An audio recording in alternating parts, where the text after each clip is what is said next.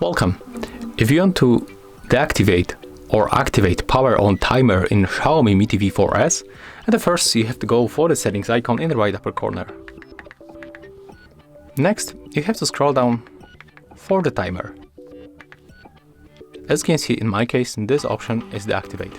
So if you want to turn it off, select and pick one of the options to turn it on permanently, or pick it once. I'm going to turn it on permanently. Right now we have to select power on timer. So we can pick basically the exact time. I'm going to set the 10 PM or maybe 10 AM.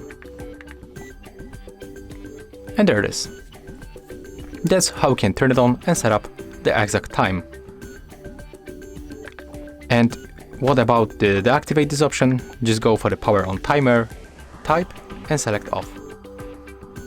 And as you can see right now, this option is not available.